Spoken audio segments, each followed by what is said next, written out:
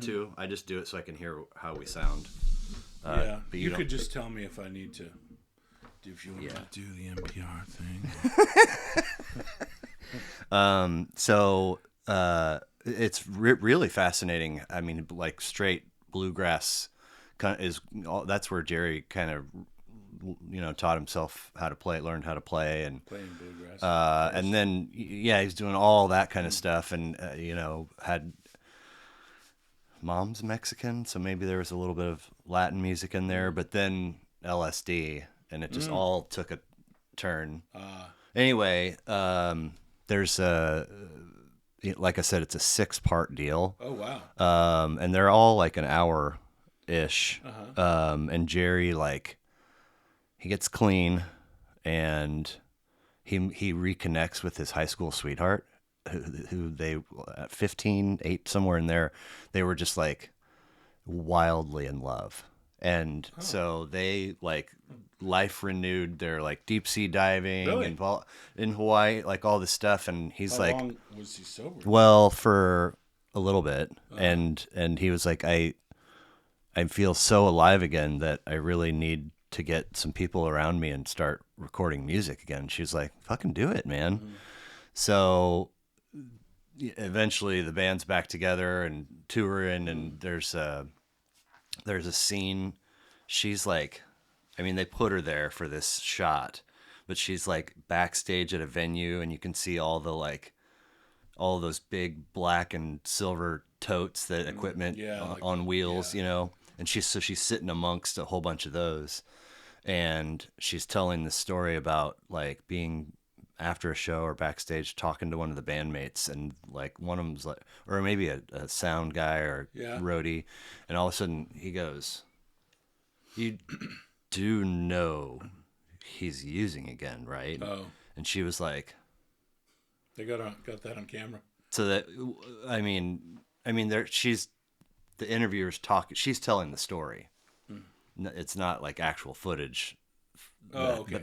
So anyway, they go back to their hotel room, and she's like, I love you, and I want nothing for you to be happy. I'm not going to tell you that I want you to stop using. I'm not going to tell you how to live your life. I just want you to be honest with me. And she goes, and he like kind of sat up in his chair a little bit, and she's like, I could feel the room getting colder, like as the seconds went by that he was staring at me. And he just goes, I think it's time for you to leave now. And that was it. Their relationship was over because he wanted that smokable heroin more than he wanted that love. Is that what he was into? Yeah. Allegedly that, and then tours were only in cities where he knew it was a surefire. Because I guess you don't want to fly with that shit. I mean, yeah, I would imagine that would be. Yeah, I think being an addict is. I mean, it's hard enough as it is, but to be an addict that's addicted to something illegal would, very illegal would be pretty tough. Yeah, and I've heard some stories of some musicians talk about, being hooked on physically addictive drugs on the road, Well, that's this whole thing. The '60s dead, '66 through like '69, '70 is kind of like twank countryish rock. It's not for me. It's not. But they would, first of all, they were just like, so many of their nights and their show were just acid for everybody. Yeah. And then they, then they're like serious and growing and doing all and their crew would literally, they have the Marshall Wall of Sound. I've heard about that. Massive. And so it would take them like most of the night, like till 4 a.m, to break everything down, load, and then drive, and then have to reset again, and then break it. I mean, and they were just fucking not sleeping for days and partying. Just like I was like getting uncomfortable thinking about, you keep taking away rest from the body, and eventually the body goes, you know what, That's about enough of that. Right. Yeah, I can't imagine. I mean, if I don't get 6.5 or 7, I was just talking the other day, like if I dip under 5, I'm nauseous all day. oh yeah, yeah. And cranky. It used to be 8 or 9 was pretty great. Yeah. And It I don't, still I don't, is, if you I can guess, manage yeah. it. I just, I feel like I have too much going on to do that. I just, just got stuff to do. I think I did get 9 one night recently, but it Wow. was like All the stars had to it was align. like from 9 p.m. to 7 or something like that. Or yeah, I think. Did you wake 9 up to going, 6:30. holy shit, I Oh, it feel just felt amazing. great. Yeah, it was when I have those days where I have like nice dreams, wake up, doze back off for a while. I'm like, it takes me back. Doesn't get much better. Yeah, that's the good stuff. Especially if you got a lady next to you that loves you. Yeah. You know, like, yeah. It's amazing. Are you a Rogan fan at all? Mm-mm. No, I've brought this up one other time, but I mean, I know why a lot of. He's funny. I appreciate a lot of his interests. there's a like a 9-minute clip on YouTube from when he had Danica Patrick on. Who's that? Danica Patrick? Yeah. You don't know who that is? Uh-uh. She was like super famous for being, I mean, still is, for being like one of the first like NASCAR. Oh, NASCAR. Okay. Yeah. And I think she, they're just generally bullshitting about relationships, and she kind of turns the dial a little bit and just straight up like, what is it that men want? And so he starts talking, and then he's like, what about women? And so I haven't seen it enough times to like accurately summarize, but it's a really, really tender notion about like loving the person that you're with, and being open and truthful and listening and just doing stuff that supports them. And it, takes me to this idea of waking up and starting the day by asking your person, like, what can I do to support you today? And you're just, if you're really in that committed space, and that is, I mean, kind of like that 8 hours of sleep doesn't get much better than that. Yeah, there is nothing quite like having a real, true, trusting relationship. I mean, I'm lucky enough to be, kind of to have that right now. I mean, it's pretty amazing. I mean, I have things going on in my life. I'm just like, I don't know why I get to be married and have a daughter, a great stepdaughter, and Dogs, a house. I'm in the suburbs, like Because you are putting out quality energy into the world, and you don't always know when and how it comes back to you, but it comes back to you, right? Yeah. I mean, I always, there's that expression that the sun shines on the dog's ass sometimes. That's kind of the thing that I will say. So, this is Badass Records, episode 11. Badass, yeah. And Ian Gordy. Famous. I mean, do you have a middle name? Yeah, I have a few. A few? Yeah. Okay. It's kind of funny, yeah. So, if I name them all, which, I don't know, it's kind of silly, but Ian, Ross, Farthing, Trimble, the latest, Gordy. The latest, yeah. I took my wife's name, her maiden name, the name that she had when I met her. I stuck that onto Gordy. So really, Ian Trimble Gordy is the simplest. Okay. But were you born with multiple middle names? So I was born like when I was a kid. My middle name was Ross until I turned like 18, and I got like Ross was my grandfather's first name. Okay. Gordy, which is my last name, Gordy. How most people refer to you. Gordy, yeah. It's probably get that a go-to. I'm sure you've had a couple people over the years that are like, Ian. Why is that guy calling you Ian? Yeah. What's your first name, Gordy? That's, no, it's what's your last name, Gordy. Right. What's your last name, Gordy? But yeah, so anyway, yeah. Ross was my grandfather's name. Okay. Gordy was my mother's last name. Farthing is my dad's last name, and when I turned 18 and got my a social security card or an old birth certificate, it said Farthing. So I kind of just went with that, I think, because I was wanting to have a name of my dad's. I Yeah. probably knew this and forgot, but has he not been around for? Yeah, he died when I was almost 3, I think. Oh. Yeah, so he never was around. Were him and mom They still? were not. Okay. They were apart. Okay. They were never married, and they were not together at that point. I think it was pretty rocky and wild back then, in the 70s. I mean, I think that's probably accurate for a lot of people. Yeah. But no siblings. Only child. Pretty rare Pretty for spoiled. the wild rockin' 70s. For Is it? I mean, it's I don't know. I don't know. Maybe that thing, only child. What about Are it? you one? No, I have 3 okay. younger sisters. What do you think when you hear only child? Poor thing.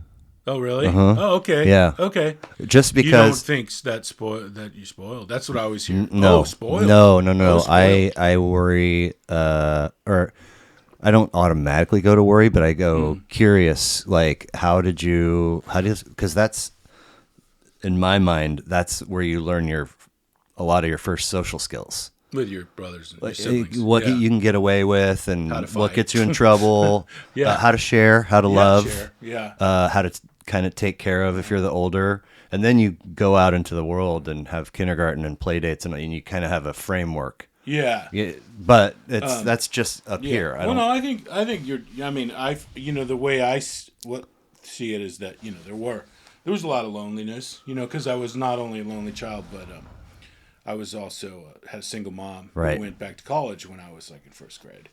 So, Wow. There was a lot of self-entertaining, Yep. imaginary play. Sure. Trying to play board games alone. Have you ever done that? I mean, It sucks. But whatever it was. But the people. I feel like everybody's like, oh, somebody did. This woman who I worked for recently. I worked for a long time, and we were in there, and she's like, so and so, it's only child, and I was kind of like, because I have my resentments or whatever about the issue, and I was like, so spoiled, right? And she was like, yeah, those only dangling that carrot. Yeah, I did. Surprise, bitch. But I didn't. Right. I didn't throw a rubber face in it. Any more than that, I didn't say it. Yeah. But yeah. So I don't know names. I got a lot of names. Yep. But my wife Laura, I took her name, and it's weird when you change your name. It's like in this kind of way. It's like I've kind of eased into using it. Sure.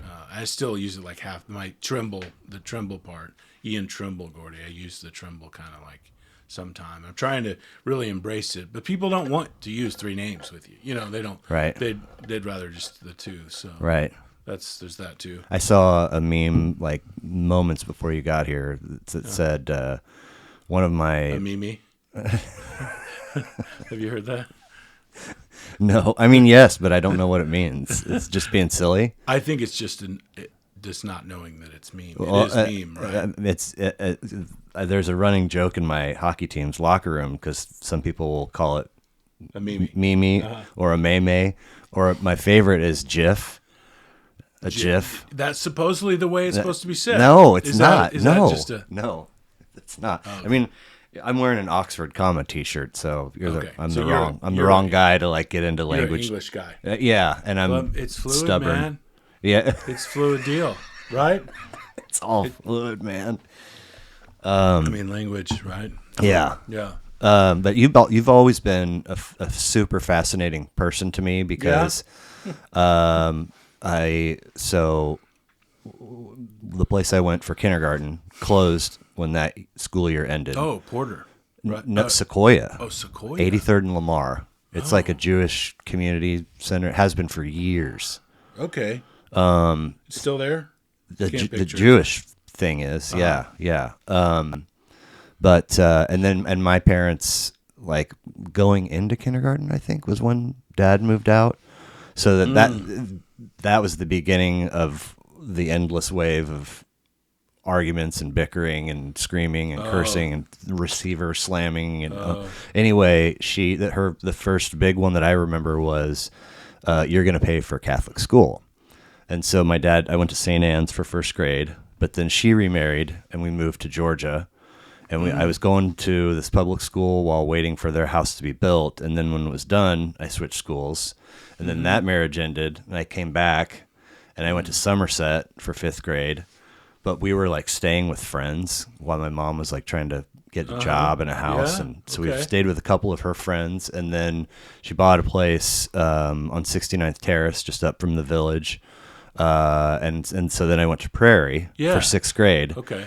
And then after 6th grade, like everybody's the new kid because we're bleeding into Indian Hills, and but I was always the new kid. Like anyway, Harder being I don't know. the point being, I don't remember. I feel like it was early in the morning, but we had life science with Dave Taylor. Oh, Taylor. Yeah, Was that 7th grade? it was, Man, he was fun. He but was also yelly and name calling. Well, he was stern. Stern, yeah, but cool. Yeah, Yeah, interesting. And I don't remember correctly, but I feel like we go to homeroom first every day, or was it just We went to Taylor first. Okay. Yeah. So that remember put that. 7th graders, everybody's new and science at 8 o'clock in the morning. Right.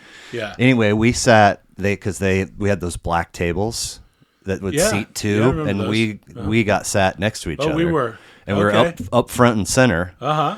And we got a lot of attention. Yes. Yeah, we didn't get away with much. No. Yeah. Sit down and shut up. Yep. Is what Taylor always said. Well, I remember I was always like peeking at what you were doodling. Oh yeah, I was doodler. A lot. For some reason, One Man Gang comes to mind. I never did know what that was all about. One Man Gang. Yeah. Oh, I don't remember. You that. and Luck later would also joke about it, and I was Oh. like, I remember that. Gosh, really? But Hendrix. The Hendrix. Yeah. And I feel like the One Man Gang was somebody else because I was not a wrestling guy, but those guys were Luck and yeah, but maybe I don't think made us I one in my don't. notebook. I think it was an inside. I don't think it had to do with the wrestler. Because Maybe. because he came on the scene, One Man Gang, and then immediately after not too much time changed to Akeem the African Dream. See, I was a WWF I nerd. didn't know. Yeah. he was. Anyway, one day Taylor, I don't know if we're talking about cells or what we're talking about, yeah. but we were an odd pair size wise. Like I Right. was probably the smallest kid in the building, Yeah, and you were probably. I had grown. I had Yeah. grown all the way. So Dave, the example that he used was if you were to, as we move into adulthood, not exercise and not lift and do all and just sit around but I did that eventually like maybe I would be bigger than you and you just looked at me and you're like no. Really? Yeah. And so the reason it's fascinating to me because, you're changing classrooms and you're passing period in the halls and you see people that you went to grade school with, or at least 6th grade, but there's also like kind of a sea of faces of people that you don't know. Right. And you were one of those until, I actually like got to you. So you're like the first new person Yeah. that had whatever. That you met. Yeah. Or that you got to know a little bit. God, so and blurry. it made it Stuff's blurry. like oh, so these people that I don't know, they could every one of them could be cool too. There's no reason to be afraid. Right. You know what I'm Yeah. saying? Because I had a few people that picked on. Oh, dude. Yeah. Oh, really? It for like 2 or 3 weeks, like it was on the bus at my locker, passing period, and then this 1/8, and it was mostly the same dude. God, those older kids. But no, so another 8th grader saw it, and he kind of knew me, and and this guy that would always pick on me, he always wore a plain white short sleeve T-shirt. It's like the strangest thing because I didn't know any kids that wore those. Was it just a plain tee? Yeah, but so this other 8th grader, and those staircases at the end of the building just go straight. You come down and they turn down. Yeah. Anyway, he was giving me the business, and this dude grabbed him by the collar of the tee and slammed him into the window and then slammed him on the floor. Oh. He's like, if I ever Wow. see you with your hands on him again. That was nice. And I was like, that's what's up, man. And then I was like, okay, I sort of feel. So this was when you were in 7th grade. Yeah. The older kid was standing up for you. Yeah. Yeah, man. Those are some days, man. Yep. I feel like that was just a wild. The testosterone, Dude, yeah. was like, I just remember the way it felt was very. It put me in an altered state. I just, that middle school just was like, I don't know. It was weird. It was. I mean, like I got in a couple fights, and Did you at Indian Hills? Yeah, Who the hell would want to fight you? Well, that was the thing. It's like. You're trying to prove them toughness, like people, because I sprouted early, so I was 185 and 5'11 and a half, and that's as far. I never got 6 foot. Sometimes I just still tell people I say I'm 6 foot because with the shoes on I am. Sure. And I have that conversation with people a lot. Like they'll say you're 6 foot, and I'll say no, I'm 5'11 and a half. No, you're 6'1". Okay, it's like okay, you totally know better. Yeah, than I do. right. Yeah, so I was tall, and I wasn't huge, but I was bigger than most of the kids, and so people, like, they wanted to see me fight. They wanted me to beat up You're a specimen. Yeah, they wanted to see me beat up the people they didn't like, or the older people, the kids in the next grade. They wanted to see what you're made of. They wanted to beat me up so they could look like they were tough, right? And then there was a couple of folks that would like be the Don Kings of the grade and set things up, and parking lot 330. One kid who would run to each side, and like, hey man, you gonna kick his ass or what? And then he'd go to the other person, hey, what's up?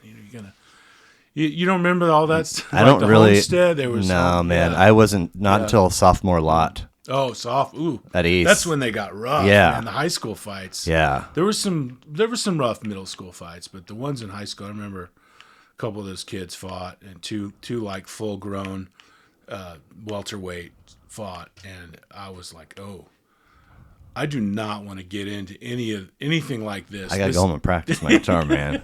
Yeah. Tomorrow, hit me up tomorrow. I was gonna get into the peaceful anyway. There's some weird times, and So I remember this one time I came up to this kid who was kind of my nemesis in grade school. And did you go K through 6 all at the same place? No, I moved to Prairie Village when I was in 4th grade, halfway through 4th grade. I went to Blender. Okay. And this kid went to Blender, and we did not get along, and he was not somebody to back down. He would never back down. He wouldn't fight, but he wouldn't back down. Like he was just flipping you shit all the time, we didn't get along, and he we couldn't find a way to get along, and I blindsided him one day, just like I'd started playing football, and I just completely smashed him into a door, like just ran up. What was going on? Had he been egging you on? I don't think so. Yeah, you're like, I think today's the day. I think that the days of us like even betting heads were over by a year or two, but I still feel bad about retribution. I'd like to make amends at some point. I don't know, but just but that's kind of what my frustration and testosterone at the same time did for me, without real spiritual basis to deal with that stuff. Huh. So strangely, this is a psychology podcast, right? Well, I mean, sort of. That was my undergrad. Oh, cool. Yeah. But I went back to the English thing for grad school. Anyway. Cool. Did masters? UMKC. That's so cool. Go man. Roos. Yeah. I'm about to be a Roo. Get the fuck out of here. I got accepted to music education. Oh. So, yeah. Very nice. My life dream. Talk about a wheelhouse. That's got to be. I don't necessarily deserve that I get to do. Oh, come on. I shouldn't say that. I don't like it when people say that, but I don't know how it happened, but it looks like it's happening. Is this undergrad? Yeah. Okay. It'll be my.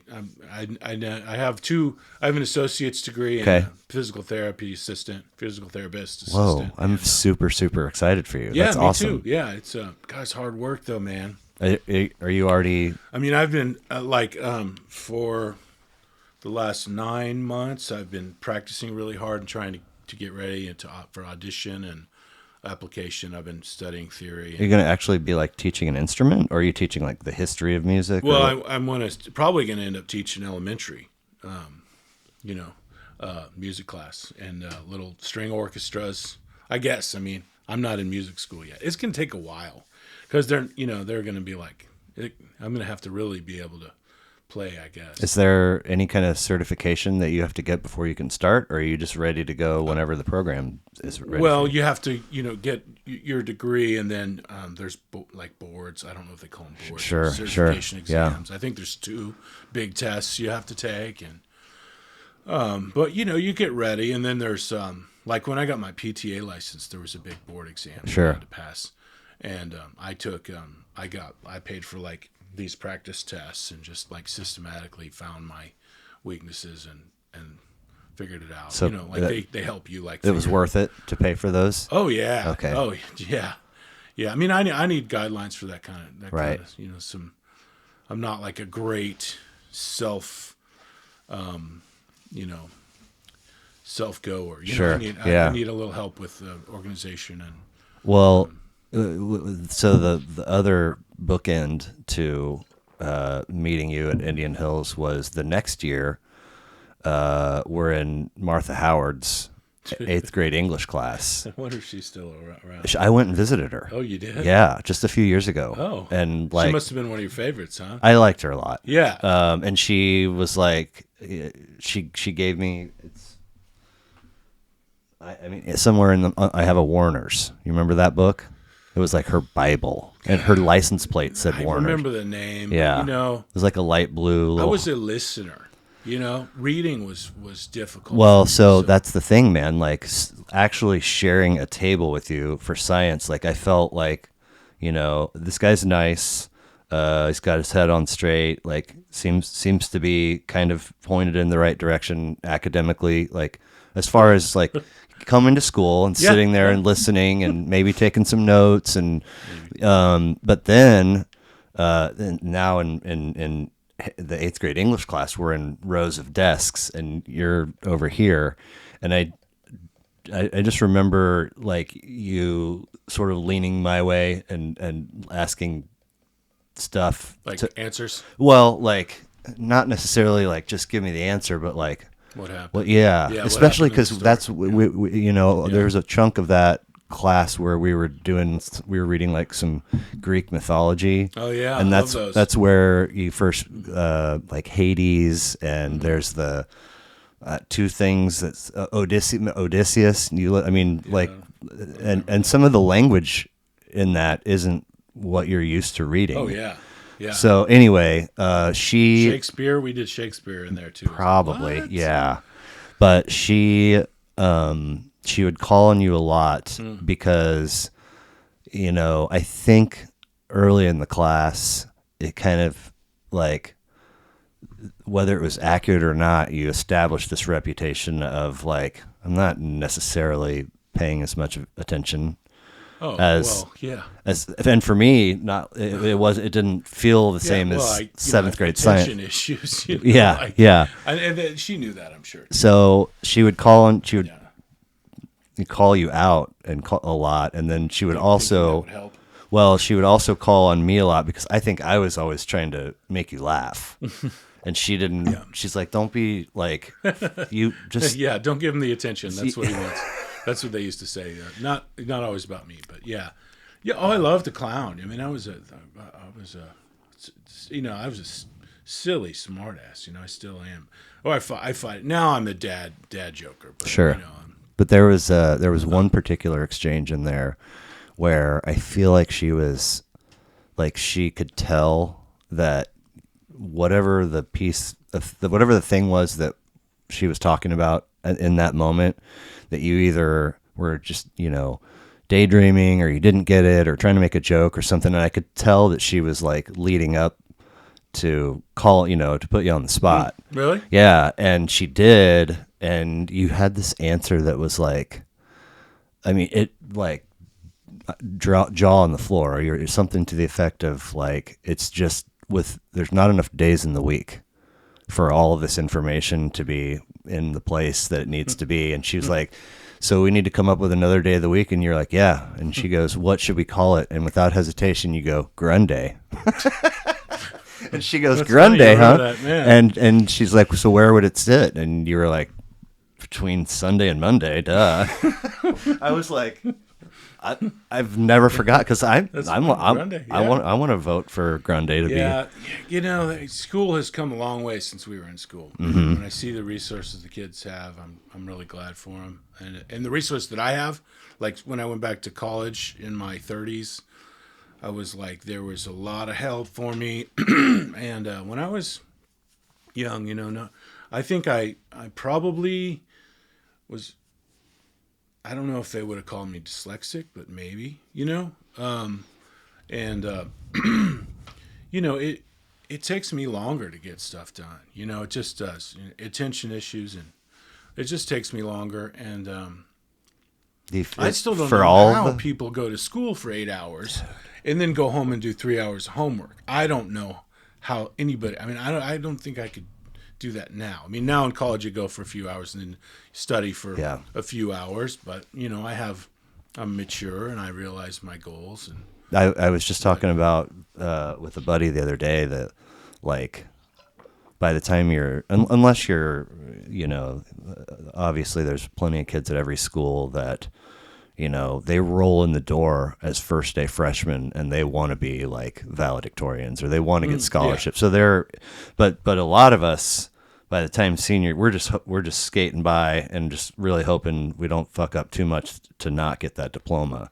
Yeah. Then you go to college and it's like, okay, this is sort of serious, and I want to be invested in, especially like the area that you prefer, the stuff you have to do anyway. And then grad school, it's like even another level where you're sort of like just living the material, and you kind of have to. I mean, I went many years ago, but shutting out temptations and distractions, and that's really, anyway, it's, man, it's, it was serious deal. Now that teacher, does she watch the podcast? Oh God, I sincerely doubt she knows it exists. It's been a few years ago since Let's just say there was this teacher I had in in middle school, who would, I think that they saw a lot of potential in me and always asked me to live up to my potential. But they would also kind of like push me into the heater with their hips and get very face to face, close to close. What? And like their eyes would like dart from one eye to the other eye, and it was like, is this intimidation? Is this really sexual? What is going on here? And so I remember that. Whoa. Yeah, that was weird. I bet. But I did, and she did kind of pick on me, but I know that is it that not, she was trying to get me to, not Miss Howard? Well, okay. I don't want to like call her out, Sorry. And I don't know what, but who knows? She was trying to inspire me. But back then I didn't have the tools. I couldn't do it alone, and I didn't have any help at home. I was doing the best I could. Right. But I had this, I remember Mike Marchant, we had this thing where I'd say, man, there's too much homework. I can't do any of it, Just, I just wanted to throw those books in the trash. Yeah. And of course you did, the last day of right. school. But, yeah.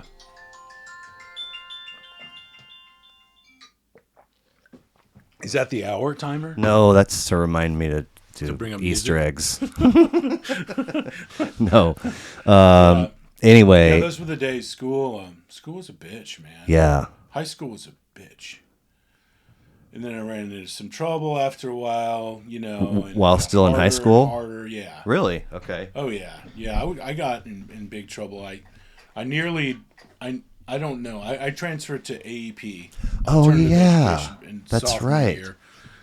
Which Because is like, I was I just say I was getting in trouble, you know, okay, and you know, well, I battled addiction, and I finally did, get into a good recovery when I was 30, and so okay, I've been in a state of pretty good, very good recovery. I've been sober for 18 years, damn, and dude, wow, yeah. But my addiction started early, and I couldn't ever make any progress with anything academically or really anything.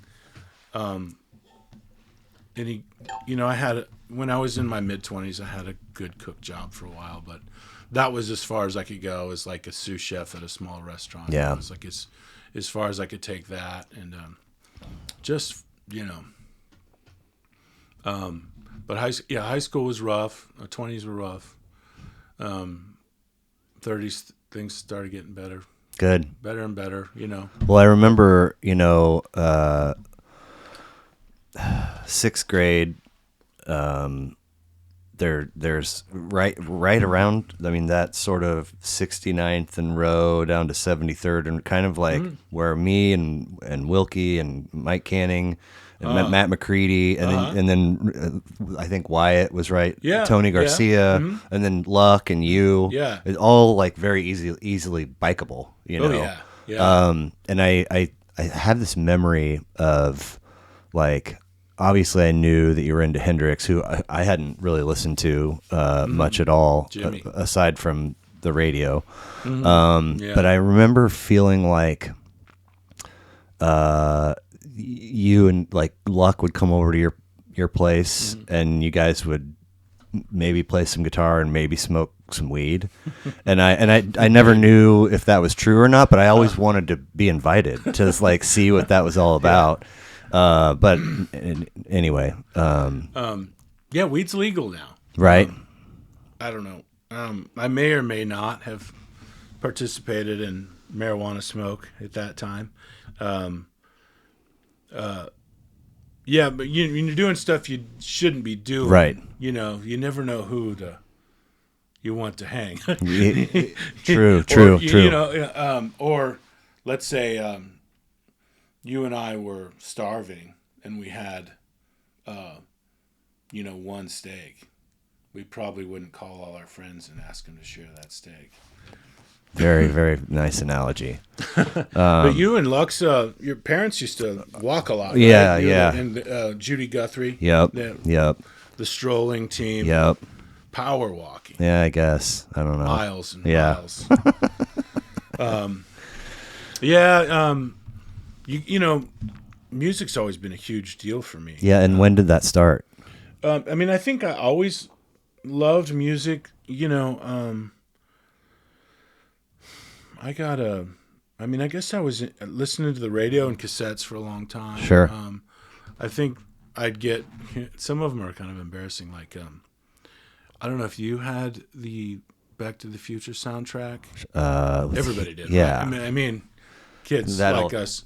Huey. Did you have the Footloose soundtrack though? I did at one point. Yeah, at I one did point. too, and I listened to it a lot. I think it was not that but- fantastic. No, You know. now I would. I would really prefer that no one played that for me. I do sing one of the songs sometimes. Sure. There's that.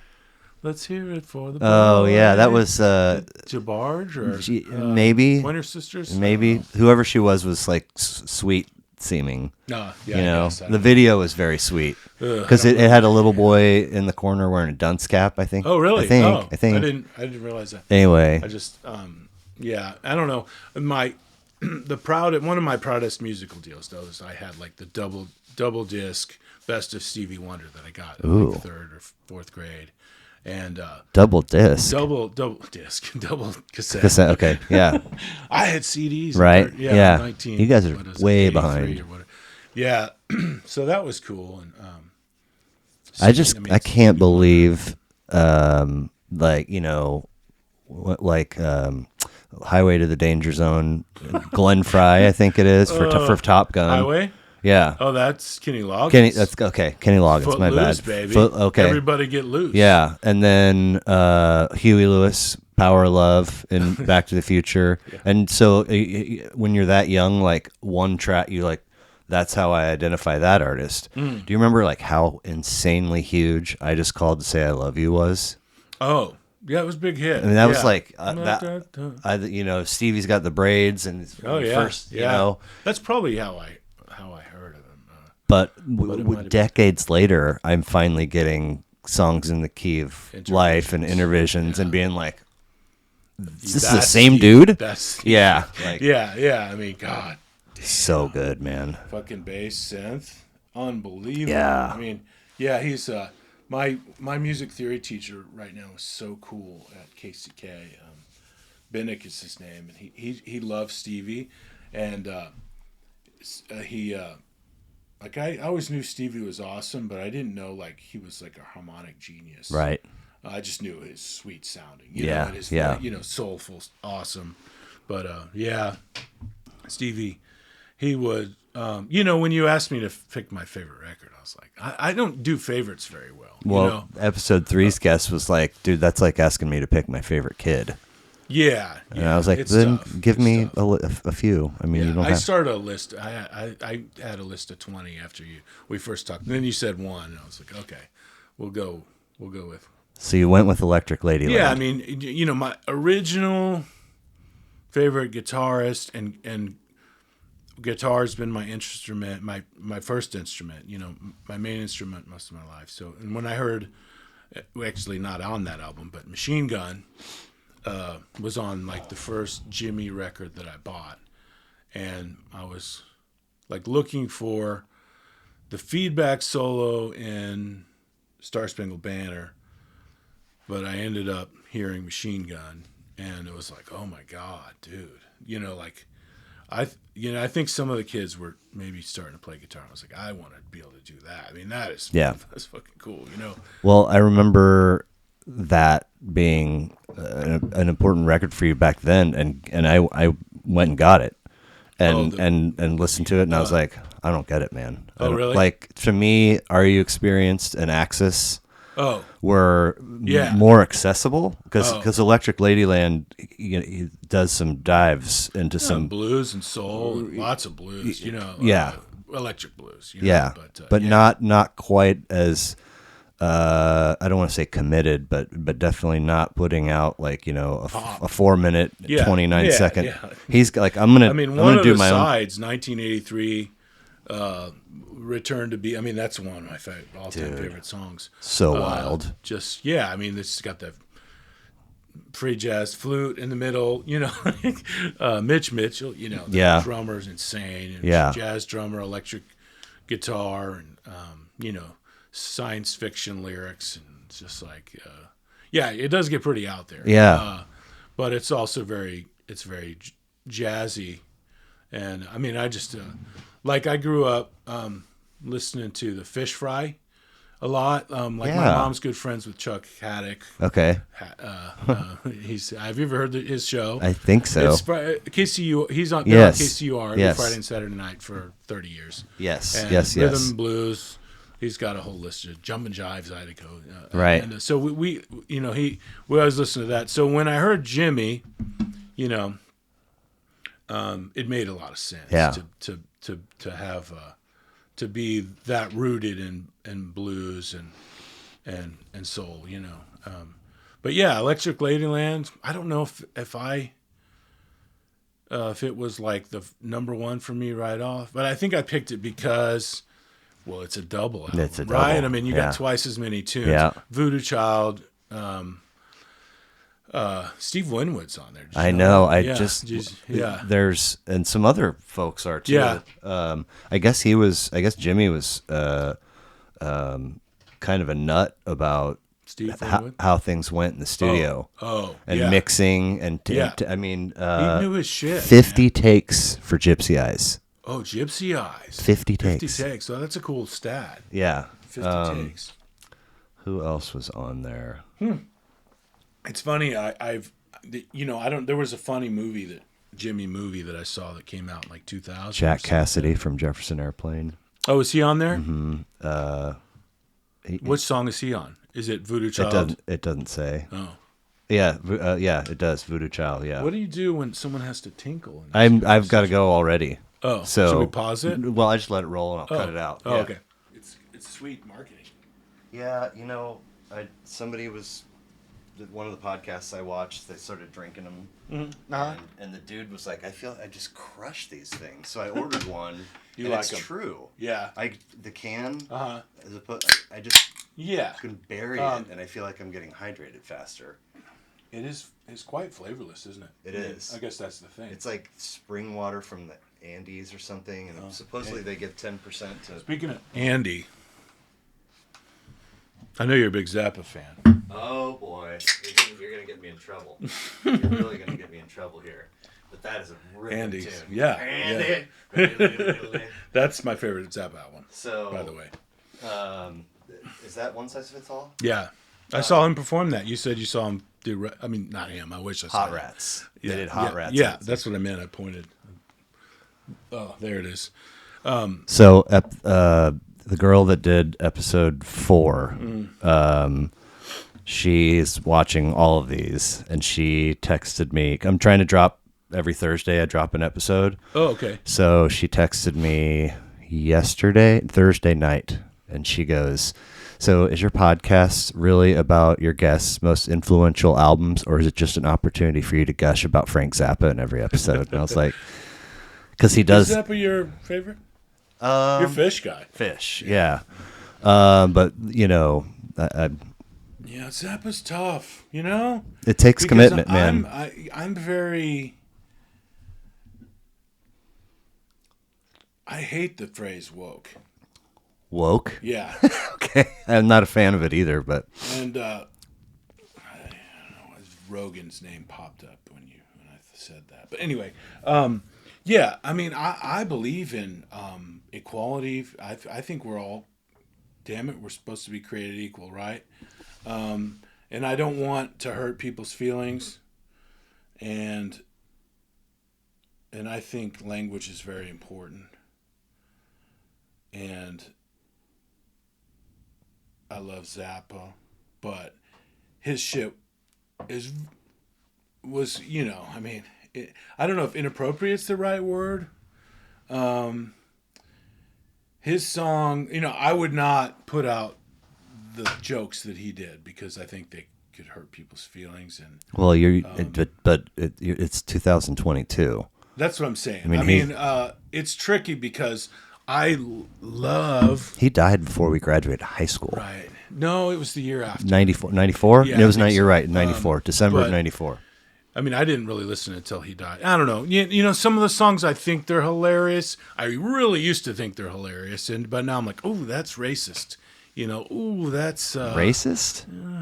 Jewish princess. Yeah. Is that race or is that I don't know. I think so. the term I for think that, so. But xenophobic is the Muslim thing. What's it?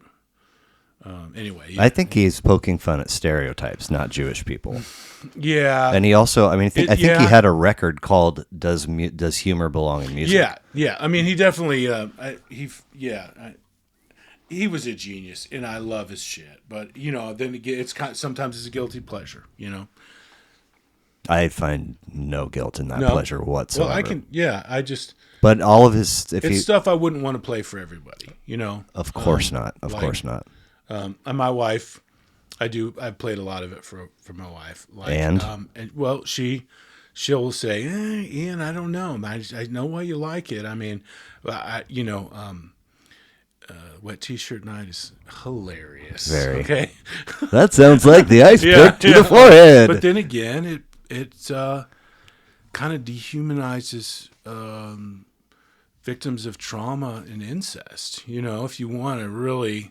Incest. That character, she's after he says now, he's the commentator and he's like, yeah, you're go back to your dad. He's waiting for you in the tool shed. I mean, and she's there at the wet T-shirt contest, and she's there because she's been abused. I mean, that's what I hear. To me, the lens is look how stupid this is from both genders. Like men will sit around and come and watch this thing and maybe pay money for it and get some misconstrued idea that you're gonna have a connection, and the girl will get up there on the stage and do it. Like wear a wet yeah. I mean, most of the song is just that's the little. I'm very sensitive, so I hear the little quibs about things that might. That tool shed line for sure. But then again, he was an asshole, but a genius and funny as hell. But it's also, it's all rooted in the whole tale is rooted in how the music.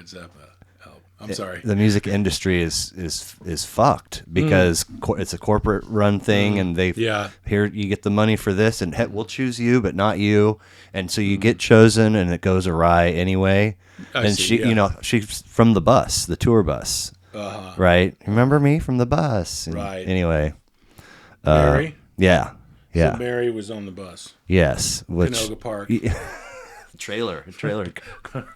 Oh yeah.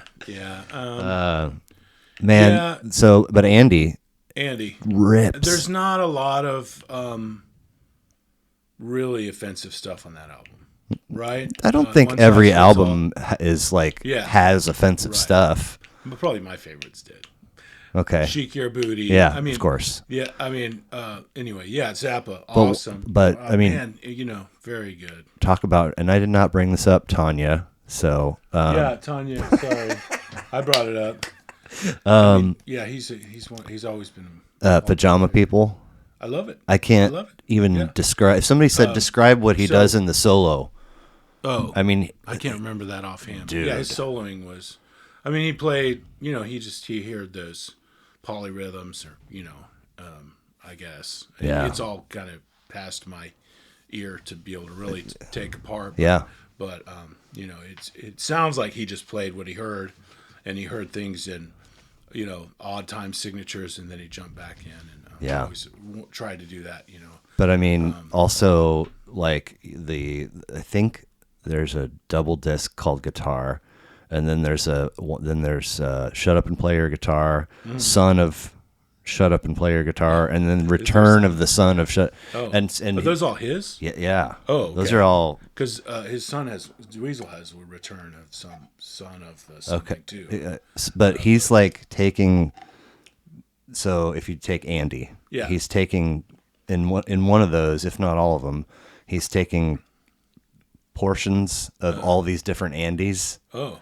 Or the solo to Andy, and then making a new one out of it. Like he's in an arrangement or in a studio. In a studio, cutting the tapes together. Yeah, and like what? The beats. It's the beats. The tempos are close enough that he can match. I don't know, man. It's sounds. Yeah. Sounds like it. But I don't I don't take the whole whatever 65 album discography and say this is a sacred cow. I have my favorites, and then I have some that I will probably never visit again because it's too like Jazz from Hell and some of that I liked in a few different moments, right? And then some of it they did a version of I think Stolen Moments, which is a jazz standard. Okay, I don't know if they're all jazz standards, but I know there was one I recognized and I was like, oh yeah. After I'd heard like Miles Davis did it, and I can't remember if it's. I remember who wrote it, but I think that's the song he did. And I heard it was like, oh man, that is not what I'm going for. Maybe that was his point, is to parody it, right, and make it sound stupid. But he was like that. So, I mean, for the longest time, before I don't know, the 2000s or whatever. Let's say there's roughly 35 years where. If you're a Jimi Hendrix fan, you got access to 3 records. And then stuff kind of, they start making compilations, and then... I don't know. It's pretty wild, man. It's been... For a figure that... Now there's a whole bunch, but there's always been way more than the 3 albums. But There's probably But I'm talking about like when we're in all middle the stuff school they found. and we're in high school and you're driving or riding your bike to the music store. Yeah. Like there's 3 albums. Right. There were 3 that you could. Well, no. I mean, there was the 3 original, and then there was the one that was released posthumously in like 1970. Right. They called it "The Cry of Love" was the Okay. one that I had. Okay. And that was a. And then there were like I don't know about all this, but there was my mom's friends. Mom was friends with this guy named Barry. This sounds familiar. That sounds really familiar. Local guy, very into music, and he had like I don't know thousands of tapes. He was like into trading tapes, bootlegging, taping off the television, the radio, and he gave me this like 2 tapes of like unreleased Jimmy stuff when I was in 8th grade. My mom's good friend Kelly, which she would feed me like. She got me started. Really, I mean, I started liking Hendrix, and she started giving me these Hendrix tapes and Cream tapes. And Hendrix, Cream. She gave me some Jeff Beck, but I didn't go for that quite as much. But the Jimmy and Cream was like my bread and butter. And but I had all this unreleased stuff, and like Hound Dog, and I think, that stuff. But when I would go to the record store, there would be like War Heroes, and then the compilations, and Band of Gypsies he released when he was alive. Okay. Right. But since then they have, and then there was Marchand had a tape that was like the last Hendrix that was like some European bootleg. Nice. It was like where he had like a really long "Sunshine of Your Love" jam on it, and so there were a lot of stuff out there back then, but now they are still finding new tapes. Sure. It's like, but I mean, compared to like, like you're cutting grass or you get an allowance or whatever, and you want to start buying music. Like if you start looking for like Fleetwood Mac or the Beatles or the Rolling Stones or Led Zeppelin, like this, they're keeping inventory of a lot more studio albums for those artists, and you get to the Jimmy section, and it's like the 3 with maybe, I mean, you know what I'm saying? Like, I mean, I remember like 10 or 12. No shit. Yeah. Okay, maybe because I was always flipping through the Jimmy. Okay. I mean, but his, there are those that say the 3 original Jimi Hendrix Experience albums were 3. Okay. I just must misremembered. But yeah, those were the days. I mean, it was kind of cool going to the record store, but there was never enough money to really. Right. I mean, I never had enough money to really do. But right. I have very generous friends. That's one thing. Yeah. Thing about Prairie Village, you have birthday parties and you get showered with records or whatever. My 14th birthday, man, I got just tons of records. It was sweet. Have you? So what the cover of Electric Ladyland? Electric Ladyland. Yeah. The booby cover. Yeah. So, I mean, there's multiple options out there. There's the booby cover. Yeah. There's the one there where were they're no boobs on my record right. that I had. And then the one that I had, there weren't any ladies at all. The one I remember, I think it was him and the band, like kind of on a psychedelic throne. Yes. Like with a yes. Persian rug or whatever. Yep. And, yeah. Electric Lady. Controversial, though. I mean, the boobs? Yeah. For what, 68? Well, yeah, I mean, like, 68. Misogynist a little bit. I mean, Jimmy or just sweet. I guess it's. I mean, if I see a whole bunch of boobs, I'm like, boobs and electric guitar. Yeah. It's a common reaction that causes attraction whenever it gets cold. Oh man, I was thinking about bringing my guitar. Oh, you should have one of my guitars, but that I'm not. I always have it. Music. Actually, I have to do a lot of prep before I play something. Sure. Practice. Sure. Right now, all my practice is on this classical stuff. That's pretty wild. And a little bit of noodling here and there outside of that. Right. So do you have? Do you love all tracks equally from this album, or do you have I might have to pull it up. Do you have let me see. I wouldn't honestly say that I love all tracks equally, but I do love Most of them. Oh, you got a tape. Look at that. Oh yeah, this is the icon that I'm used to seeing. Everything's digital now. At least most of my listening is digital. We Right. have a turntable and the car's got a CD. But okay, so here it is. So yeah, that's the second side. So like there were, there was a time when like I heard about Jimmy. Chris Luck had an album. I'd go over there and get a tape. That's where a lot of my music came from. Chris was like always Columbia House member, so he'd get and he had a nice system in his room. Yeah, he had a cool like stereo. Yeah. By today's standards, if it was cool. It was very like, cool. Speed dubbing. So we'd go over there and speed dub shit, and so at the time, like Crosstown Traffic was one of my favorites. That whole piano, bass, and that kazoo. The kazoo and guitar, they go perfect together, at least in that tune. Okay, so like the Gods May Love. Mm-hmm. I love. Have you ever been to Electric Ladyland? It's like Curtis Mayfield. A Small World at Disneyland. Just kind of this, get in this car and it takes you through this kind of like, what? Yeah. What? But it's a soul tune. Yeah. It's like a classic 60s Curtis Mayfield type of deal, which I couldn't have told you at the time. I Right. was like, who says Jimmy can't sing? Have you heard this? Like maybe he couldn't always sing, but at that moment he was singing pretty well. Yeah. A little nice falsetto. Maybe he had a little range there. Very nice range. I mean, he could get up there sometimes. I've tried it. Right. So let's see. Crosstown Traffic, Voodoo Child. I mean, you can't argue with that.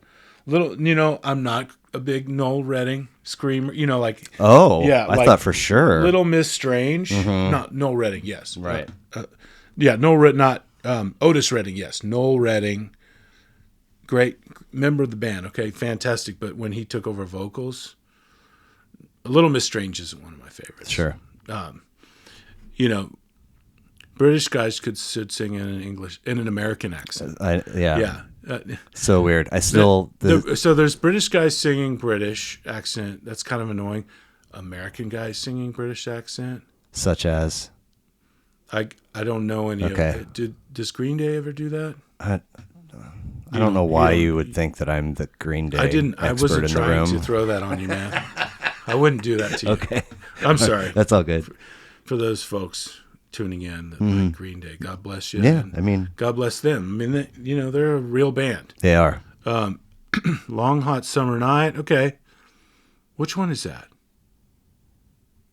Long Hot Summer You Night. recognize that? No.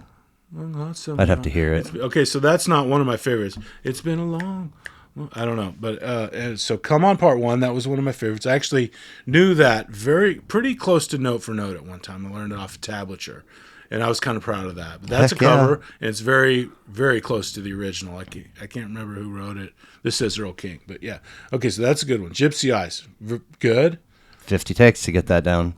That's crazy. Yeah. The guitar's badass. Yeah. It's not my favorite tune, but it's cool. It is badass. Yeah. So on this one, my favorites, Burning Midnight Lamp was one I really liked. I think because of the wah-wah and the harpsichord. Such a special sound. Yeah, and the lyrics are very relatable to me. You know. Rainy Day Dream Away, fantastic. So this third side was one of my favorites for a while because that's that psychedelic. After Rainy Day Dream Away, I don't even know if that's this way on the album, but I feel like 1983 was most of that side, and that one's just amazing. One of the Fish guys picked it on his. Who's the? You listen to Sirius? Because Fishman had a show, right? It's got a catchy name to it. I can't remember. It's not Off the Beaten Path, but it's something like that. Yeah, you know, he picked that one. The 1983 Mermaid. I Shall Turn to Be. The House Burning Down was one of my favorites for a while. Yep. All Along the Watchtower, can't argue with. I mean, and the two Voodoo Childs, right? So why one gets an E and one gets a D, right? Oh, do they really? I think. Child, and one's Child, and one's Slight Return. Where is the other one? It should be the closer, almost the closer. The Slight Return is the last song. Yes, yeah. That's Child with a D. Where is the first Voodoo It should be Child? like right after Crosstown. Oh, the first side. Oh yeah, Voodoo Child, which didn't make a lot of sense to me for a while. Like it's like It 'cause still Slight doesn't. Return was like the one. Yeah, and then yeah. The other one was like, but then that groovy B3 organ. I mean, Steve Winwood. I guess they stayed up. They were at a bar drinking all night and went into the studio at like 7 in the morning is what I read. I used to have this book, and of course, I don't know if I still have it. I was like, I need to bring that book, and I looked on the shelf like 5 minutes before I was supposed to leave. It was a book partly written by Mitch Mitchell that tells the story of all their recording sessions and most of their time together. And Wow. Mitch really loved Jimmy. I think they really had a special thing, relationship. But yeah, Jimmy, he was just haven't seen the movie with 3000. I guess Andre played him. Oh no, I haven't either. And I love Andre. Yeah. I mean, I like his art, Okay. his music, but I heard there was a scene where Jimmy beats his girlfriend with a telephone, and I was not ready to see that, so I haven't seen the movie yet. You really are like all people love, except don't put anybody. Just equality. It's like the third mention. You're really the third mention of like just wanting to make sure that there's equality for everybody, and nobody's slighted. That everybody's got equal representation. And that if I can be that way, I try to be that way. Yeah. It feels like you're mindfully doing that. It's very much in the forefront of my head. That's cool, try man. to be that way. Very cool. Yeah, that's cool. Yeah, you are too, right?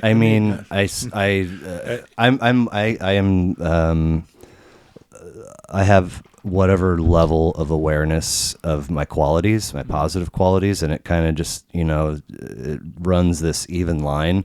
But what is always making the most noise and registering the most are my faults. Oh, and they're much me louder. Like my qualities are like a white noise machine that's turned down on the lowest setting, and my flaws are like 4 pairs of sneakers in the dryer. Just Yeah, I hear that, and I don't know. I haven't acquired the skills to try and establish more balance in that regard. Yeah, it takes work.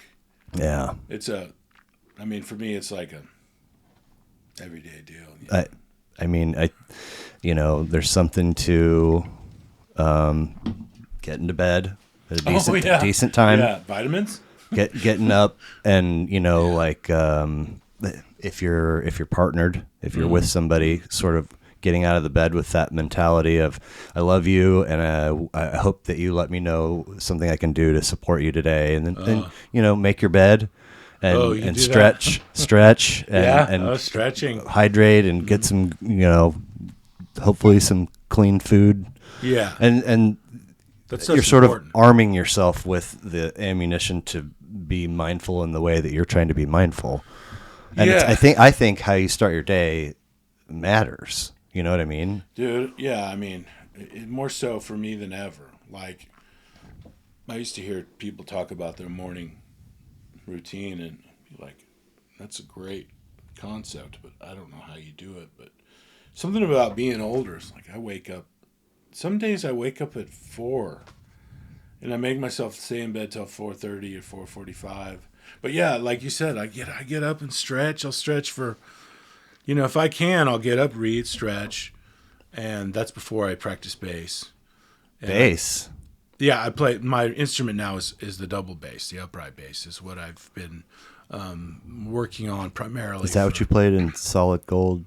Easy. I play electric bass for years. Okay, yeah. okay. And that was mostly like root notes and sure, but some cool Zeppelin-y stuff. Yeah, yeah. I got to stretch to play the bass, man. I had Tuesday night. I had a drummer. Oh, cool. Shiner. Oh, dude. That guy. That guy was insanely good. I saw him play once or twice and was like, man, Yeah, this his is episode totally will what I'm about. drop Thursday, and then Cool. yours. What's his name? Jason Gherkin. Okay. Sounds so familiar. Maybe I knew him. He talks about, like, you know, some of the band members are in families, and so they'll book like 2 shows or 3 shows for a weekend, and then got to come back to the grind. Whatever. yeah. And he's like, "Do you have any idea what it takes for me to get in shape? Like stretching and you know, lotus poses and massage and foam roll, like all for one show." So it's Yeah. you know, what it takes for me to get body ready for one show is the same for 20 shows. So I'd rather, you know, there be more. Anyway, yeah, man. Well, man, he might need a second band, well, you know? he's got a Yeah. few other projects. but they don't take that kind of exertion. maybe. Right, Yeah. right. Yeah, yeah, man. I think if I'm not mistaken, I remember seeing him. I usually when I remember seeing that band, I was working nights, and so I would not, and I didn't have, you know, always have the 5.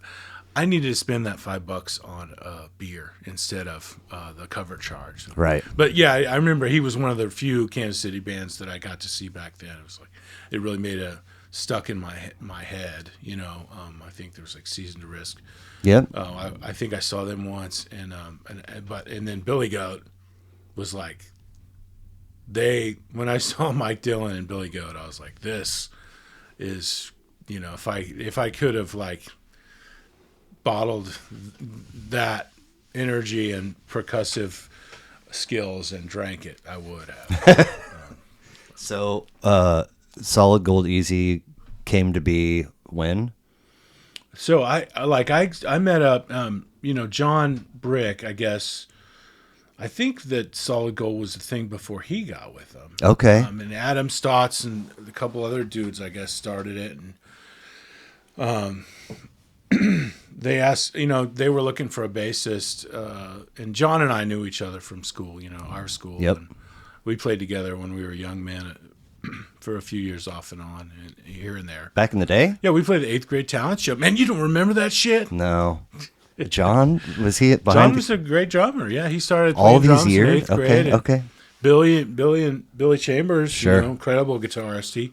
Him and me and John played the 8th grade talent show, and then in high school I would go over sometimes to John's and we'd play for a couple hours. Okay. Now and then. And I really only remember Sacco and Vanzetti. Sacco Vanzetti. Tom Frank is He's still. Have you seen his music lately? Have you heard it? I just see him post on. Incredible stoner rock band. Yeah. I mean, just like, dude, you know, It was just Tom Frank and Jason Kane, or was there a third? in Sacco. Yeah. I mean, Jason and Tom started the band, and then I think they had I think the classic version was probably, I don't know, there were some other dudes in it. They would play bars and stuff. No kidding. I played with them our senior year. I got close with Jason. Okay. I had a bout of sobriety, and got kind of close with Jason. Okay. They didn't party over there, and At all? at the time, no. Really? Yeah. Yeah, and that worked for me. And plus, I loved music. I mean, I wanted to play music, so Yeah. we were over there playing like several nights a week with Jason. And then, you know, I think if Jason advocated for me, or, you know, I don't know. They let me in the band, and it fucked everything up. I don't know. Okay, so John, how long was the Solid Gold Easy outfit that you were a part of? Solid Gold. I think I played with them for a year or so, Okay. a year or two, maybe. Okay. We played a gig every couple months, and we got to play like the sidebar at Starlight and Yeah. get tickets to shows. Like Yeah. I saw Soundgarden 2 days before Chris Cornell died. 2 days? Yeah. That broke my heart. Oh my God, That I broke bet. my heart big time because I was really It broke into my heart, and I Cornell. never saw him. I mean, Yeah, I got to see him twice. okay. But yeah, the Solid Gold was cool. We had that gig, and it was good music. It was. I came and saw you guys you came? twice. What? Yeah. Like, I want to say somewhere on Main Street downtown. Was I with him, or was it before me? Once I saw you with him Okay, once. cool. Yeah, pretty sure. Main Street. It was a tiny little. Oh, that was Jilly's or Yes. yeah, Yes. that was before me. It was. Okay. Yeah. Huh. My bad. Yeah, that's cool, man. Yeah, I think Ben was. Yeah. So did the whole thing just quit being, or what? No, I think it did. I think it did. We just had, we kind of had it. I always wanted to learn upright bass and getting married, and I kind of wanted a different. I wanted a little more of a creative voice, and there was some stressors in the group where things got stressful, and I was thinking of, we just kind of we all kind of quit doing that. Adam Stotts was the front man, and he is his guitar playing is like butter, man. He's good. He's very good, and a funny guy, but it just didn't really work for all of us. There was a lot of stress going on, but how old were you when you got your first guitar? 14. Okay. Yeah. I wish that I'd started playing music younger. I know, right? And I'm not natural, Yeah. No, you got to put in the work. Yeah, I had to put in a lot of work, and I'm still just kind of like whatever. Been string bender. Gotta Gotta pee again. Go for it. Is that okay? Go for it. Yeah. Sorry, I got. I saw this. I have this guy. I do physical therapy. Yeah, I'm an assistant, so I do physical therapy with people, and I work with TBI guys and gals, folks that have suffered an injury. Okay. Or some kind of. It doesn't have to be traumatic, but one of my people who I work with, a client of mine, he's always like, he kind of has memory problems, and he's always asking me like, man, why are you always going pee? Do you have something wrong with you? I'm like, no, I just, I like to stay hydrated, and I really like coffee. The two things together make for a lot of restroom breaks. I wet the bed until I was 12. Oh, gosh, that must have been a kind of a bitch. It was the absolute worst because, first of all, like just crippling embarrassment at sleepovers. Yeah. I would have accidents, but, eventually, you're at some point you're kind of especially with a single mom who's working two jobs, like chores and household responsibility, like that shit starts, you're on your own with laundry and these other things and blah, blah, blah. So wake up cold because you're in the middle of the night, and you got to get the sheets off, and then you got to figure out a way to I'm not going to find clean sheets and put them on a wet mattress. So you figure out a way to get warm for the rest of the night. And then you got the sheets to deal with. Eventually I had to get a prescription. So it was just like weak bladder. Huh. Very small weak bladder. So I pee some pelvic floor work all the time. Man, that's rough. Yeah, it sounds like you had some challenges, some stressors growing up that were kind of tough. Geographics and divorce. Sure. And, single parent. Yeah. Having to take care of your own, laundry when you. Yeah. Well, it's like I would get a list. We had weekly chores that everybody knew. Yeah. But then I would get a note scotch taped to the sink in the bathroom, and it'd be like, do these things before I get home. Why did you have extra? Because I was the oldest. And like if I wanted to hang. Yeah. Basketball. Yeah. All the way up to Weren't we on did we on Guthrie's team in 8th grade? I was on Guthrie's team a few times. I don't know if you're on that 8th grade team. Poger was on it. I don't think so. Maybe that's a different team. Anyway, it's it sounds like you had to take a big I would have buddies, wherever we're hanging. Yeah. And if we were hanging at my house, 5:15, especially if they knew that my shit was not done, they're out because they don't want. They didn't want your mom to come home and rage. Yeah.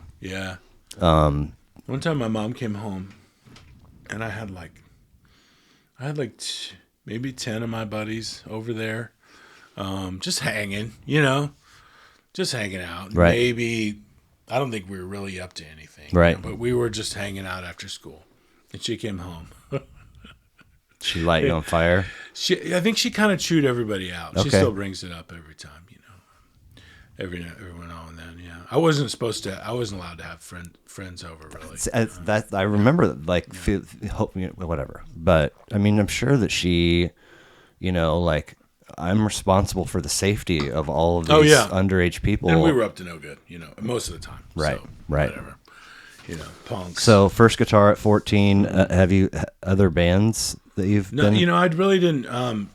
I didn't become able to play in bands until I was sober.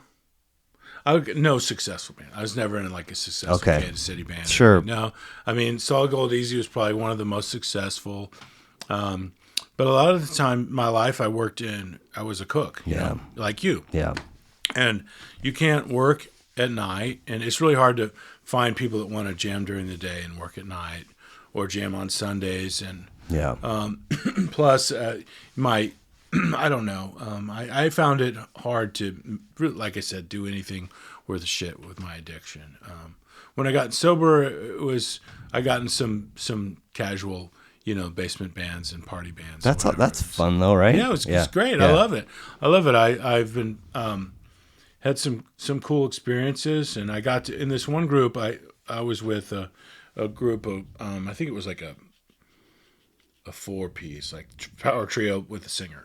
Basically. Oh, nice. And we wrote original songs, and we played together for maybe 2 years. I tried to get on with the record bar, but they wouldn't give us a gig. So.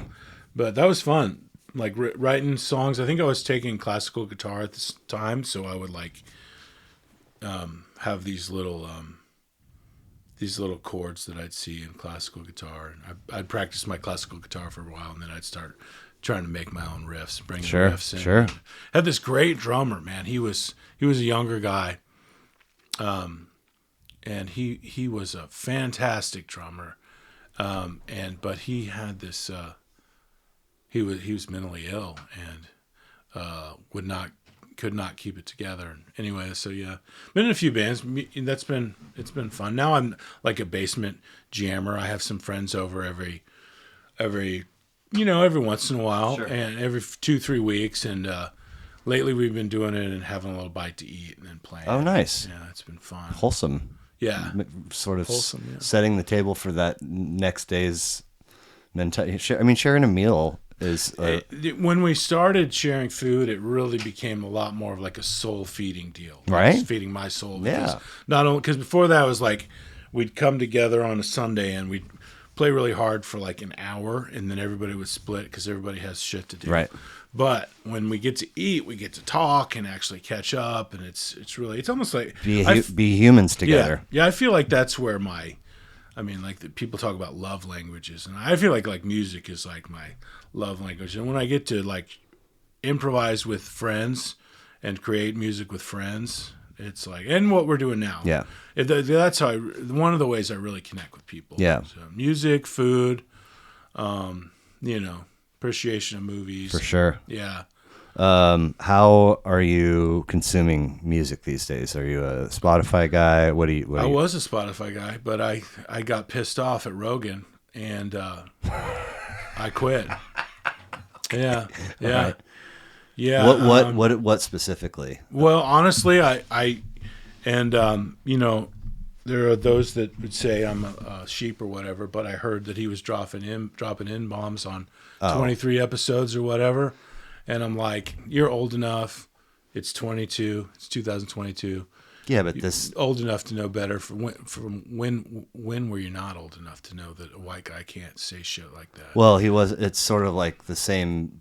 It's the lens. He's not like pointing at free speech. I mean, I don't know. I've heard it from my perspective. Whether you're, I don't know. It's for me.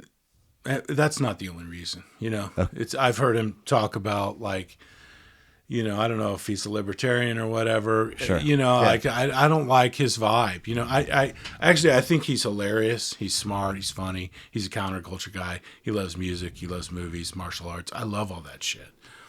But I don't like his political views, and I don't like the idea that he might be influencing people to that would take up arms against the government or drive around with skulls on their car, carrying guns, and Okay. like that culture, that far right culture. Yeah. I'm like staunchly against that. Yeah. And, No, I'm with you there. I don't. The only thing I was going to say is I don't believe that he was ever like that guy right there is an N-bomb or. No. Yes, and I understand that, and I think that I think it's more like I'm cool enough where I've been given the green light right. to But you. who gave him the green light? Nobody. I mean, like Chris Rock said, you have to have that permission from your one friend, and if he gives you that permission, you're allowed to say it in your car when the radio's on. Yeah. I don't know if that's. I mean, I don't know how it works, but I've gotten the impression that that's not acceptable, and I feel like people who advocate for free speech by using dehumanizing language ought to rethink it. Interesting. I Rogan was part of my, so I have like had 3 or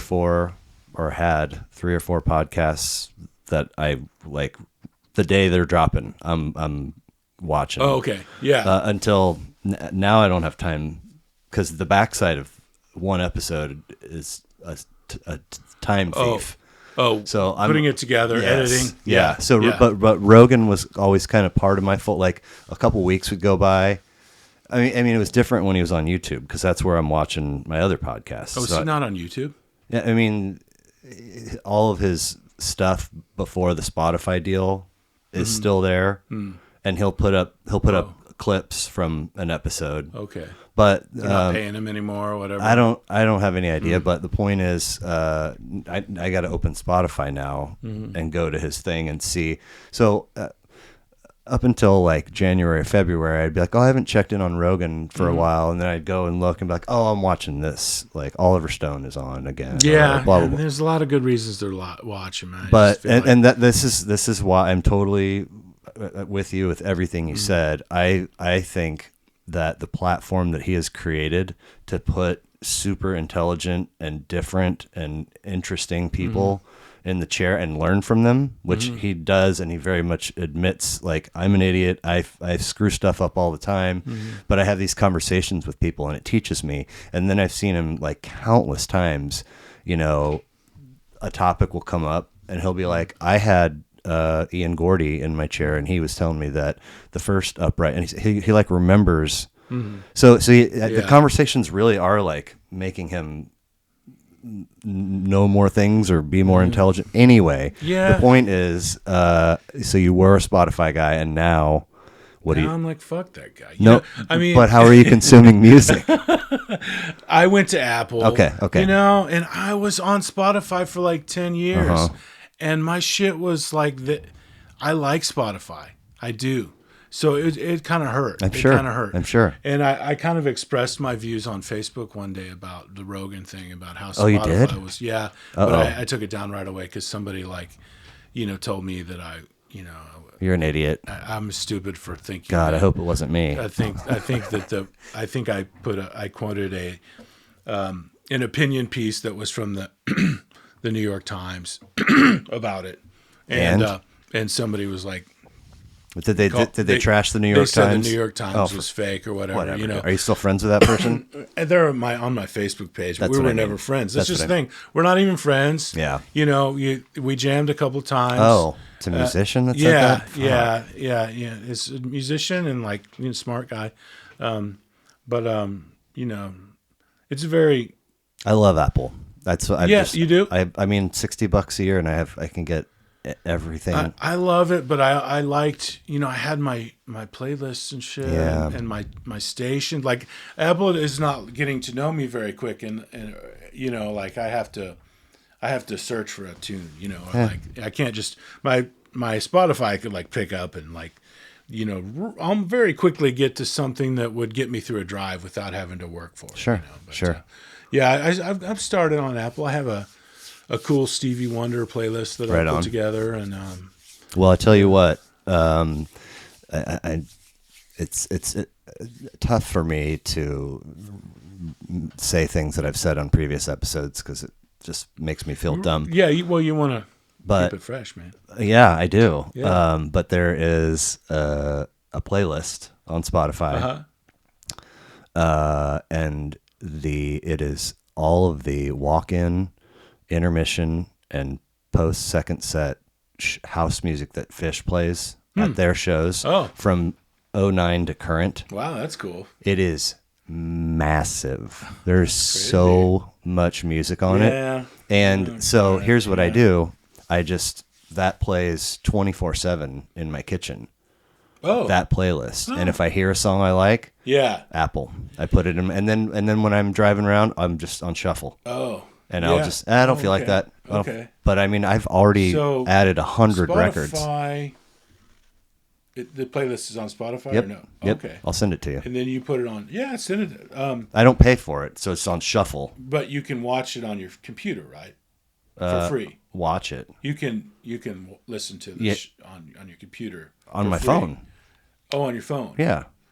Huh. Okay. But it's on shuffle. You can't. There's some things you can do for free and some that you have to subscribe for. Exactly. I forget. Exactly. So I pay subscribed for Apple so many Music, years. but the shuffle I mode of see. this playlist Yes. is dumping. I mean, for a music fan or a content, for people who love the arts, it's just so open right now. Yeah. I want musicians to get paid, but I do love being able to access all this music very quickly. It's amazing, especially for somebody who's trying to learn stuff. And Yeah. but So how did you and your wife meet? we met through mutual friends. Okay.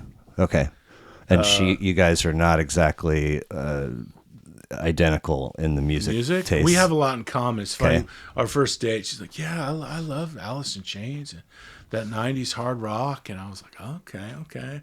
And then I found out that her real secret, not her secret, but like her biggest love, is yacht rock and Steely Dan and Criss Cross. And but we have a lot. No, I'm not into that stuff, but we have a lot of. We both love jazz, and we both love like.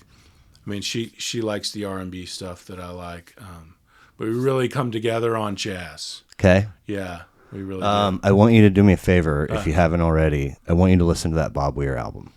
Oh, the new one? The Cold Mount. I mentioned it when we. Text it to I'll me. send it to Yeah. you.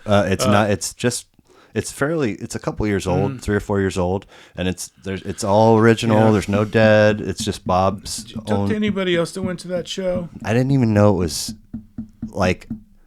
In fact, when you were like, "Are you What do down?" you think's the stinkiest hippie show?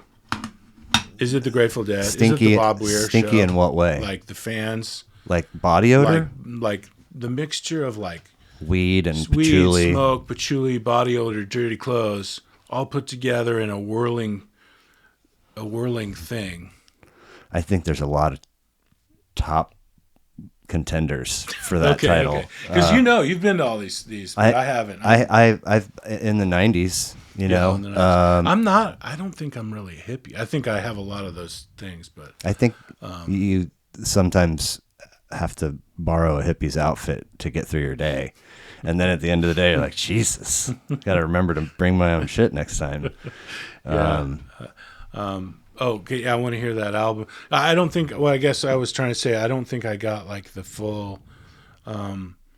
I don't think that Bob Weir was at his best at any. He was messing with his guitar the whole time. Oh yeah, And like I found out that Jay Lane was on drums, who I guess played with Bob Weir for a long time, but he's also played in a lot of Primus stuff. okay. And with Les Claypool, and he is a shredder. Wow. Fucking drummer. Bob, I don't look a lot, but I have in the last. I went and saw Dead and Company play back-to-back nights for 3 years in a row in Boulder. Was that John Mayer with them? Yeah. Was it awesome? It was very awesome. Yeah, I'd like very. to see He's He's legit. I've seen him on talk shows talking about you talk about high school for me, kind of just hoping to get through it and have that piece of paper, and then college is different and grad school. Like he talks very in detail about his own self-education of the Dead's archives. And like right now, I'm in an Alabama getaway, 73. Dedicated. Yeah, he's a cool guy. But I respect him. I've seen Bob post stuff on social media. You got to go. I know we're gonna. I gotta go. I've pretty soon. Birkenstocks and a lot of yoga, and he seems weird. Yeah, he seems really cool. So he's probably like, fuck with my guitar. I don't give. I'm old and I'm just trying to stay loose. Yeah, I guess he's in a lot of pain, and but I think he. Well, we were supposed to get you out of here in an hour, and it's creeping on 2. It's been fun. I like to chat with you. And I never realized until I looked up your podcast. You've really got kind of a golden voice, don't you? Kind of low. I don't know. I had a radio show for 3 years in college, and it was above the newspaper staff, which I was also on. I was a writer for a while, and then I was the arts and entertainment editor for a couple of years. But every once in a while, some of my colleagues would be down there working on the paper and have my show on. And a couple times people were like, "You have that like token DJ voice," and I was like, "What?" I feel like I sound really monotone and boring. Oh, like me. No, I don't. You should hear me read. Okay. Read a little something for you real quick. What do I have in here? I've been reading Russell Crowe's recovery book. Whoa. I love it. Let's see. What do I have that's not? I have some. I'm a terrible reader, but just to give you an idea of what monotone is. According to the techniques of Tibetan Buddhism, the essence of the spiritual journey can be said to begin and end with the present moment. I take zero issue with that. I've come a long way. I've been reading aloud every morning when I do my morning stuff. I read aloud, because it helps with like retention, and I think it's helping a lot with like the ability to read in front of people, because that's always sucked. Well, listen, if you happened in your wandering ways through the world to come across somebody that you think would be like getting butts in that chair and not only get people to say yes, but then to actually show. Yeah. I know I know a guy who loves to talk about music. Okay. And he was like, he wanted to see this because he wants to maybe do a podcast. Oh, cool. And he's very smart, and he's a musician, and I know a fair amount of musicians, and I don't want you to like expend any energy on it, but if it happens to come up organically, and you feel free to give my number. I could send your link out to my buddies and say, hey, he's looking for people to fill a seat. Yeah, and especially like I got nothing wrong with white males. But women would be good. Anybody that doesn't look like us. I can tell Laura would do it. She's all right. But yeah, I'll keep an eye in and ear out and send some people your way. I hope I helped you out. For sure, man. It was for sure. fun. And thank you. I hope I didn't get you in trouble with whatever's on the calendar or wherever you have to be. I hope not too, but I think it's not your fault either way. Okay. Yeah, I was enjoying myself. Yeah, I had a good time. Yeah, thank you for the time. Your shit. I try. Yeah. I try. Fun chat. Thanks, man. Thank you.